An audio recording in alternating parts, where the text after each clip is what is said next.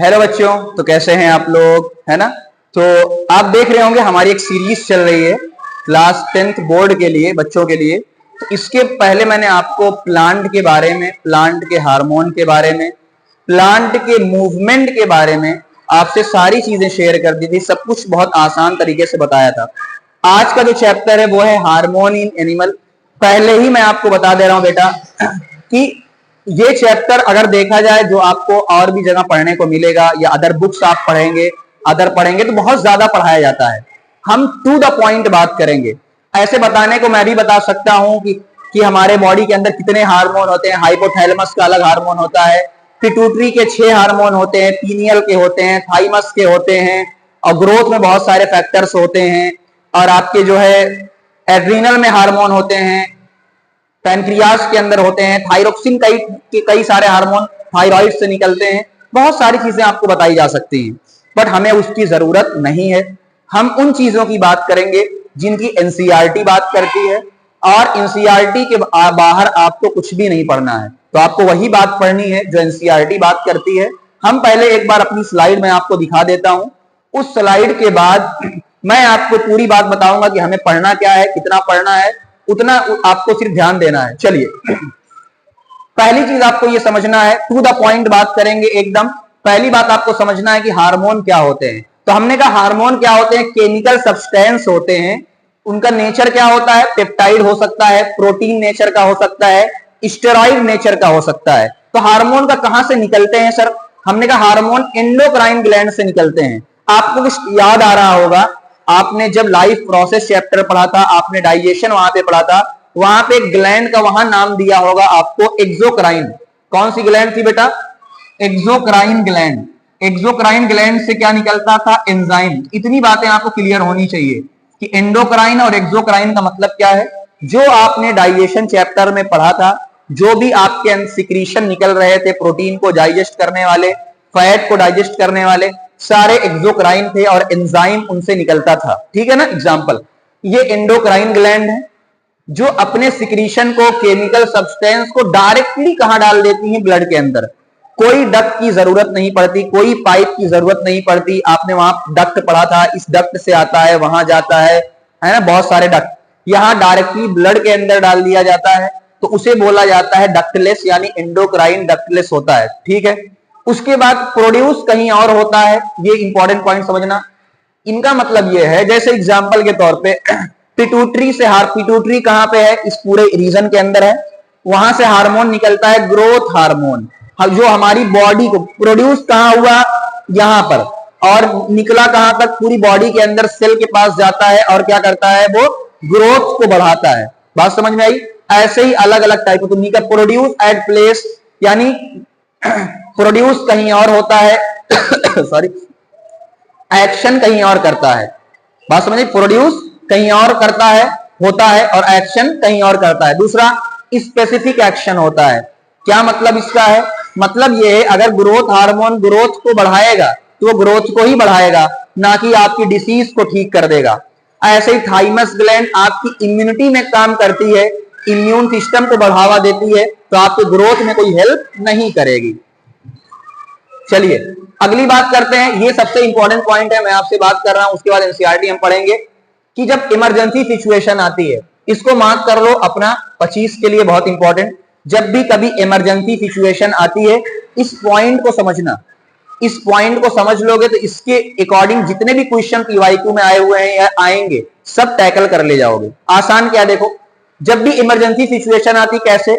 मान लो मैंने शेर देख लिया, मुझे डर लगा, मैं क्या करूंगा? एक गिलहरी को कोई डर हुआ, जो एनसीईआरटी एग्जांपल देती है, वो क्या करेगी?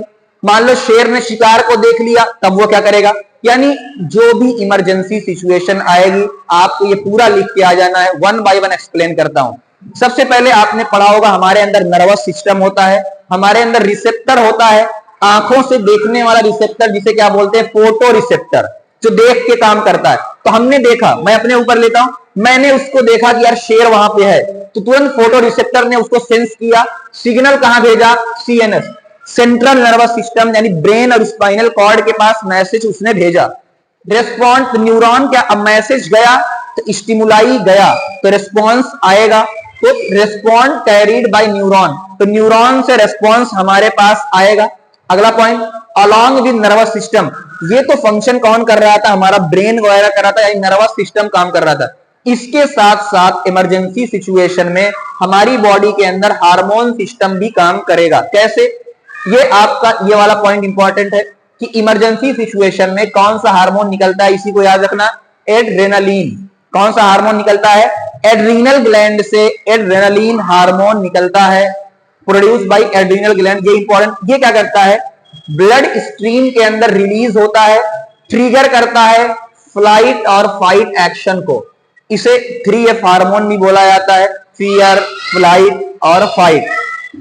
तो हमारी इमरजेंसी सिचुएशन में ट्रिगर करता है। इससे होता क्या है, अब समझना क्या होता है, ये हमारी हार्ट बीट को क्या कर देता है, ज्यादा। अब समझना, हार्ट बीट आपने पढ़ा होगा, हार्ट बीट जितना ज्यादा हो जाएगी, डर लग जाता है ना, डर, अब डर लगा, हार्ट बीट बढ़ी, ब्लड का सर्कुलेशन बढ़ेगा, O2 जल्दी जल्दी हमारी बॉडी के अंदर आएगी, ब्रीदिंग रेट भी, सांस हांफने लगते हैं, बहुत जल्दी डर जाते हैं, ब्लड फ्लो इंक्रीज हो जाएगा। किसके अंदर, मसल के अंदर, क्योंकि हमको भागना किससे है, अपने पैर से। तो जो टोटल ब्लड वेसल है, टोटल जो आपका ब्लड फ्लो होगा वो आपकी मसल को दे दिया जाएगा, ताकि आप बहुत तेज भाग सको।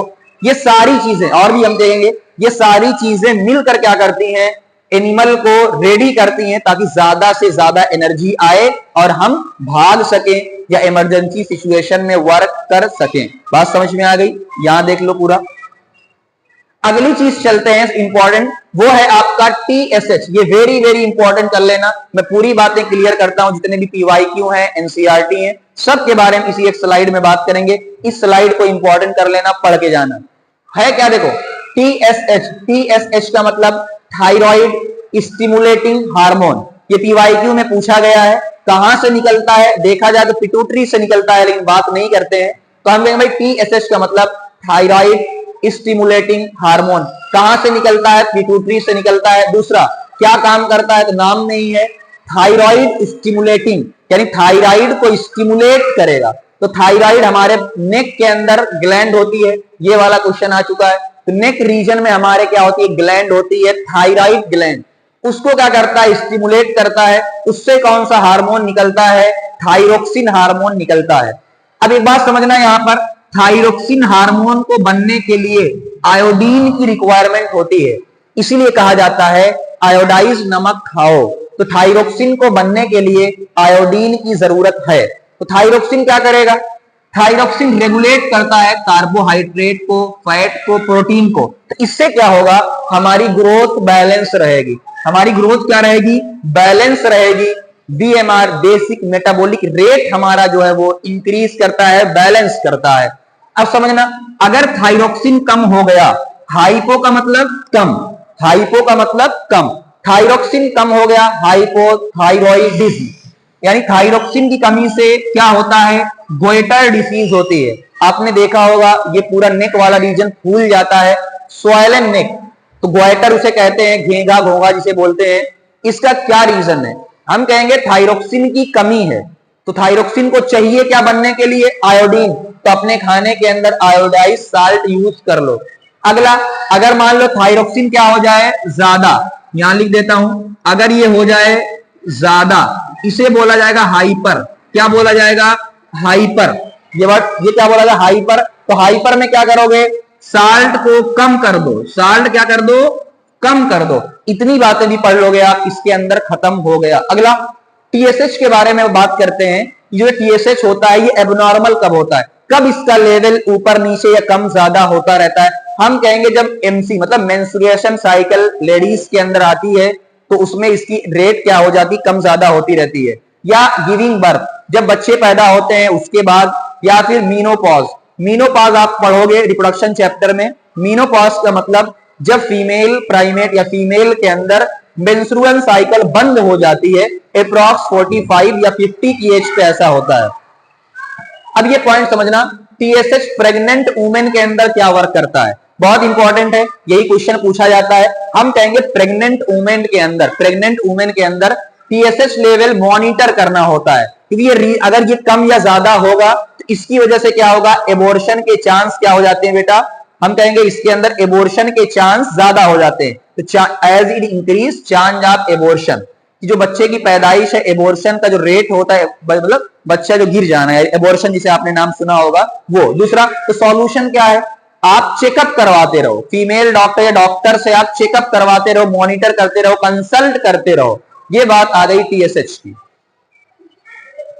उसके अगली बात कर लेते हैं जो हमारे लिए, अगली बात करते हैं मेल। अब समझना, मेल के अंदर क्या होता है बेटा, मेल के अंदर होता है टेस्टिस, मेल के अंदर होता है टेस्टिस, टेस्टिस से हार्मोन निकलता है टेस्टोस्टेरोन। कौन सा हार्मोन, टेस्टोस्टेरोन, जो क्या काम करता है, सेक्सुअल डेवलपमेंट। तो हम कहेंगे मेल के अंदर जितने भी चेंजेस आते हैं, सेक्सुअल कैरेक्टर की बात कर लो, चेंजेस की बात कर लो, है ना, प्यूबर्टी पे जो भी चेंजेस आते हैं वो कौन करवाता है, मेल के अंदर टेस्टिस होता है। अब मैं एक्स्ट्रा बताना चाहूँ, क्या कुछ नहीं बता ले जाऊंगा, एक्स्ट्रा बताऊंगा भाई, टेस्टिस होता है, एब्डोमेन बाहर होता है, टेम्परेचर उसको कम चाहिए स्पर्म बनने के लिए, स्पर्मेटोजेनेसिस प्रोसेस होती है, टेस्टिस के अंदर लेयर्स होती, 3 लेयर होती है, सेमिनिफेरस ट्यूब्यूल्स होती है, उसके अंदर फलाना होता है, ढमकाना होता है, इंटरस्टिशियल सेल होती है, लेडक्स सेल होती है, फलाना होता है। कोई जरूरत नहीं ना, कोई जरूरत नहीं, इतना ही पढ़ना है। मेल के अंदर टेस्टिस होता है, उससे निकलता है टेस्टोस्टेरोन, और वो काम करता है सेक्सुअल कैरेक्टर या जो भी चेंजेस होते हैं मेल के अंदर उनके लिए रिस्पॉन्सिबल होता है। ऐसे ही फीमेल के अंदर क्या होता है, पढ़ा होगा आपने, फीमेल के अंदर ओवरी होती है, ओवरी से हार्मोन निकलता है ईस्ट्रोजन। ईस्ट्रोजन, ईस्ट्रोजन फीमेल के लिए क्या होता है, रिस्पॉन्सिबल होता है। तो जो भी फीमेल के अंदर है, जो भी फीमेल कैरेक्टर है, फीमेलियन जो कैरेक्टर है, उसके लिए रिस्पॉन्सिबल कौन होता है, तो हम बात करेंगे फीमेल के अंदर ये रिस्पॉन्सिबल होता है। अब एनसीईआरटी पढ़ना समझ में आ जाएगा। चलो अगला आपका है पैनक्रियास। अब एक बात यहाँ पैनक्रियास के बारे में साइड में बता देता हूं। पैनक्रियास, इसको बोला जाता है मिक्स ग्लैंड। क्या बोला जाता है, मिक्स ग्लैंड। क्यों बोला जाता है, समझना, पैनक्रियास से निकलता है एंजाइम और पैनक्रियास से निकलता है हार्मोन। बात समझ में आई क्यों, जो कुछ ग्लैंड ऐसी होती हैं जिनसे दोनों निकलता है। देखो मिक्स ग्लैंड का मतलब क्या है, पैनक्रियास के बारे में खास है ये कि इससे एंजाइम भी निकलता है, जो आपने कहां पढ़ा होगा, डाइजेशन के अंदर। कहां पढ़ा है, डाइजेशन के अंदर आपने पढ़ा है कि पैनक्रियाटिक एंजाइम निकलते हैं जो आपके कार्बोहाइड्रेट, फैट, इन सब चीजों को डाइजेस्ट करने में हेल्प करते हैं। इससे हार्मोन भी निकलता है। कौन सा हार्मोन, ध्यान रखना है, उतनी बात करेंगे। सिर्फ इससे कौन सा हार्मोन निकलता है, इंसुलिन। इंसुलिन क्या है, ब्लड ग्लूकोज लेवल को कम करता है, ये बात ध्यान रखना। या कई कई वर्ड है, रेगुलेट करता है, यानी आप जो डायबिटीज पेशेंट होते हैं उनको तो इंसुलिन का इंजेक्शन लगवाया जाता है। अब समझना, जो डायबिटीज होते हैं उनका ब्लड शुगर लेवल क्या हो जाता है, ज्यादा हो जाता है। अब इस बात को, फीडबैक मैकेनिज्म को समझना, डायबिटीज पेशेंट के अंदर ब्लड शुगर लेवल बढ़ जाता है तो इसको पैनक्रियास की जो सेल होती है, अल्फा सेल, बीटा सेल, हमें बताने की जरूरत नहीं, तो पैनक्रियास पैनक्रियास की सेल उसको डिटेक्ट कर लेती है। डिटेक्ट करने के बाद वो more insulin secrete, insulin secrete क्या करेगी, ज्यादा। इंसुलिन का काम है लेवल को कम करना, तो वो लेवल को डाउन यानी बैलेंस कर देता है। इसे बोला जाता है फीडबैक मैकेनिज्म। तो ये बहुत इंपॉर्टेंट जो भी चीजें थी मैंने आपको सारी चीजें करवा दिया। अब यहां पर पैनक्रियास के बारे में एक चीज और समझना कि जो इंसुलिन का इंजेक्शन होता है, इंसुलिन का जो इंजेक्शन ये होता है वो ओरल क्यों नहीं लिया जाता है, ओरल हम नहीं लेते हैं। इसकी कहानी समझना, क्योंकि जैसे ही आप, इंसुलिन एक पेप्टाइड हार्मोन होता है। इंसुलिन क्या होता है, पेप्टाइड होता है, पेप्टाइड यानी पेप्टाइड होता है। इंसुलिन पेप्टाइड हार्मोन होता है। जैसे ही वो आपके स्टमक के अंदर जाएगा, इसको डाइजेस्ट कर दिया जाएगा तो इसका एक्शन खत्म। इसीलिए इंसुलिन का हमेशा क्या लिया जाता है, इंजेक्शन। क्या लिया जाता है, इंजेक्शन। तो ओरल ना लेके क्या लेते हैं, हम कहेंगे भाई इंजेक्शन लेते हैं, तो इंजेक्शन लेते हैं। तो ये मैंने पूरा आपको करवा दिया, इससे ज्यादा आपको नहीं करना है। तो मैंने कहा बस इतना ही आपको करके जाना है, इससे ज्यादा नहीं। एनसीईआरटी की एक बार मोटे मोटे तौर पे आप रीडिंग कर लो ताकि आपको यकीन हो जाए कि हाँ हम लोगों ने जो जो चीजें पढ़ी थी सब वही पढ़ा था, समझना पूरा। अब ये जो मैंने पूरा ये आपको पैराग्राफ आपके सामने लिया है पूरा, इस पूरे पैराग्राफ में आप देखोगे, इस पूरे पैराग्राफ में कोई चीज काम की नहीं है। इस पूरे पैराग्राफ में, अगले पैराग्राफ में देखो, अगले पैराग्राफ में कि अगर यहाँ पे देखो स्क्वायरल वाला वही, ये पूरा जो पैराग्राफ आप एक बार रीड करके देखना, इसमें जो मैंने आपको बोला है इमरजेंसी सिचुएशन, इमरजेंसी सिचुएशन उसी का जिक्र है।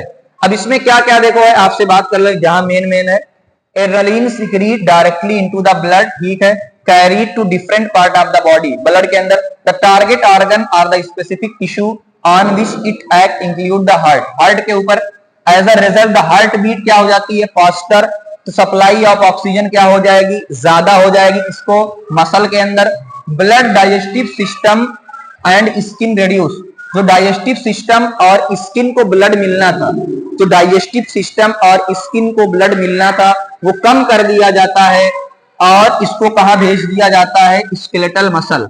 क्यों, अब समझना, जब इमरजेंसी सिचुएशन होती है आपको पेशाब आता है तो पेशाब बंद हो जाता है, यानी आपको सुसु लगा भी रहता है तो बंद हो जाता है, रुक जाता है डर के मारे। यही है कि जो भी डाइजेस्टिव सिस्टम या जो भी चीजें होती हैं वो क्या हो जाता है आपका, यहाँ पे हटा के ब्लड कहां दे दिया जाता है, स्केलेटल मसल को। इससे क्या हो जाता है, ब्रीदिंग रेट आपकी बढ़ जाती है ऑटोमेटिक, तो इससे contraction of diaphragm and breath muscle, ये सारी चीजें मिलकर इमरजेंसी। तो ये लाइन आपको ध्यान रखना है। तो अगर देखा जाए आपको किस लाइन से ध्यान देना है, इतनी लाइन को इंपॉर्टेंट कर लेना, यही चेंजेस होते हैं, यही चेंजेस होते हैं। चलो अगली बात कर लेते हैं। यहाँ पे इस वाले में भी पूरा आपको कुछ भी नहीं पढ़ना है। रिमेंबर प्लांट है हार्मोन कंट्रोल डायरेक्शनल, भाई प्लांट के अंदर जो हार्मोन होते हैं डायरेक्शनल ग्रोथ करते हैं, हम यहाँ पे कोई भी ऐसी बात नहीं करते directional growth. We have never seen an animal growing more in one direction, यानी कभी आपने नहीं देखा होगा कि भाई हाथ ही बढ़ते जा रहे हैं एक डायरेक्शन में, मेरा सर ही बढ़ता जा रहा हो, मेरी एक उंगलियां ही बढ़ती जा रही हो, ऐसा कुछ नहीं होता हमारे अंदर ना। चलो अब देख लो, अब आपको ध्यान क्या रखना है इस पूरे फिगर के अंदर, इस पूरे फिगर के अंदर आपको ध्यान क्या, देखो ये हाइपोथैलेमस है, यहाँ पर पीनियल ग्लैंड के बारे में जिक्र है नहीं, खाली फिगर है। पिट्यूटरी का ध्यान देना और थायराइड का ध्यान देना, पिट्यूटरी और थायराइड, पैराथायराइड के बारे में, थाइमस के बारे में मैं सिंपल बता रहा हूं, फिगर आपको ध्यान देना है क्या क्या है, डिटेल में कोई बात नहीं किया है। ये देखो पैनक्रियाज है, ये जो ऊपर आप किडनी के ऊपर देख रहे हो इसे बोला था एड्रीनल ग्लैंड, इसको ध्यान देना, इसको ध्यान देना, ये मार्किंग आ सकती है। यहाँ टेस्टिस है, यहाँ ओवरी है, बाकी सब कुछ क्या है, सेम है। तो ध्यान क्या देना है भाई, पिट्यूटरी कहाँ होती है, यहाँ पे, थायराइड नेक रीजन में, एड्रीनल किडनी के ऊपर होती है। बात समझ में आई, यहाँ इतना आपको ध्यान देना है। उसके बाद जो मैंने पूरी आपको बात बताई, इस पूरे पैराग्राफ में, आप पूरे पैराग्राफ के अंदर आप देखोगे, इस पूरे पैराग्राफ में आपको क्या मिलेगा। अब बहुत ध्यान से, एक चीज छूट रही है आपको बता दे, इस पूरे पैराग्राफ के अंदर आपको मिलेगा थायराइड वाला, क्या मिलेगा, थायराइड वाली जो भी मैंने बात किया है पूरा यहाँ पे आपकी पूरी 1 बाय 1 लाइन क्लियर हो गई। हाँ, इस बात को ध्यान दे देना, इस बात को कि आपका जो ग्रोथ हार्मोन निकलता है पिट्यूटरी, एक लाइन खाली छोटी है इसीलिए एनसीईआरटी कि पिट्यूटरी जो होती है, पिट्यूटरी से निकलता है जीएच, यानी ग्रोथ हार्मोन निकलता है। तो आइदर वेरी शॉर्ट, तो अगर ग्रोथ हार्मोन कम निकलेगा तो दो बातें हो गई भाई, अगर ग्रोथ हार्मोन कम निकलेगा तो ग्रोथ कम होगी, क्या होगा, ड्वार्फ होगा, और अगर ग्रोथ हार्मोन बहुत ज्यादा हो जाएगा तो जीएन यानी एकदम खली जैसा आदमी हो जाएगा। तो ये बात हो गई है ना, डिफिशियंसी। तो बात समझ में आई, ड्वार्फिस। तो ग्रोथ हार्मोन के बारे में इतना ध्यान दो नाम, पिट्यूटरी से निकला ग्रोथ हार्मोन, ग्रोथ हार्मोन कम होगा, ग्रोथ कम होगी तो ड्वार्फ, ग्रोथ हार्मोन ज्यादा निकला तो जीएन। बात समझ में आ गई। चलो अगला पूरा पैराग्राफ देखो, अगला पूरा पैराग्राफ आप देखोगे किसके बारे में है, आपके प्यूबर्टी के बारे में है, विकास सिक्रीशन, टेस्टोस्टेरोन मेल के अंदर, ईस्ट्रोजन फीमेल के अंदर, बस इतना ही लिखा है। अगला पूरा पैराग्राफ आपने देखा होगा, पूरा पैराग्राफ लिखा है पैनक्रियास के ऊपर, किसके ऊपर, पैनक्रियास के ऊपर लिखा हुआ है पूरा पैराग्राफ। आप एक एक लाइन पढ़ के देख लो, हमने पूरी बातें यहां पे कर ली।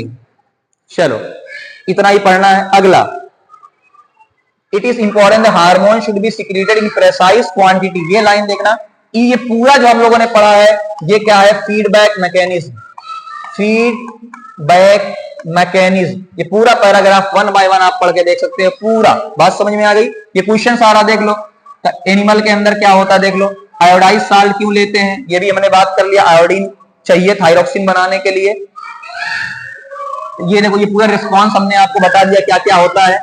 सम पेशेंट डायबिटीज इंजेक्शन, इंसुलिन क्या करता है, ग्लूकोज लेवल को कम करता है। तो पूरी बातें आप यहां पे देख सकते हो। चलो तो ये पूरा आपका खत्म, यहाँ और कुछ बचा नहीं है। तो इतनी ही बातें करनी है, इससे ज्यादा आपको बात नहीं करनी है। बात समझ आई? डन, ठीक। तो थैंक यू वेरी मच।